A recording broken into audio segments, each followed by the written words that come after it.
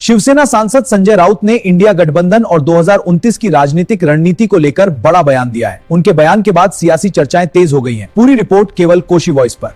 में चुनाव कैसे लड़ेगा? राहुल गांधी जी के ऊपर सवाल उठाने वाले मूर्ख लोग हैं। राहुल गांधी आज देश के सबसे महत्वपूर्ण लोकप्रिय जुझारू नेता है।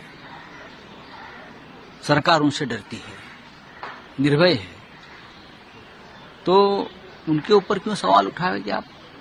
देखिए, कोई पोस्टर अलग अलग लगाते हैं, अलग अलग पार्टियां हैं, तो उनकी बात है। आज इंडिया ब्लॉक की बैठक होगी और 23 दल उसमें शामिल होंगे, जिसमें तृणमूल कांग्रेस है, शिवसेना है, समाजवादी पार्टी है, अखिलेश जी के लीडरशिप में सब वामपंथी है, 23 दल है। उसमें क्या है, आपको और भी रीजनल पार्टीज है,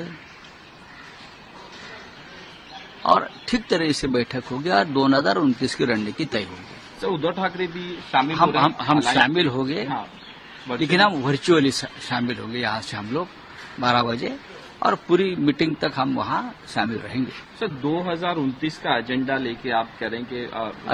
एजेंडा एक ही है, देश के गद्दारों को सत्ता से हटाइए, जिसने देश में एक भ्रष्ट व्यवस्था निर्माण की है सबसे ज्यादा, उनको हटाइए और एक ऐसी सरकार लाए पारदर्शक, स्वच्छ।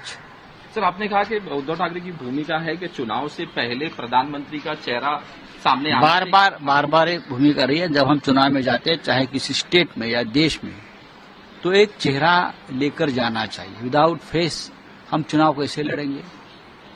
तो इस देश का प्रधानमंत्री कौन होगा, हमारा इंडिया अलायंस का तय होना चाहिए। डीएमके और टीवीके के बारे में आपने कहा। सियासत से लेकर सड़क तक ऐसी ही चटपटी और बड़ी खबरों के लिए जुड़े रहिए कोशी वॉइस के साथ। अभी सब्सक्राइब करें और अपडेट्स पाते रहें।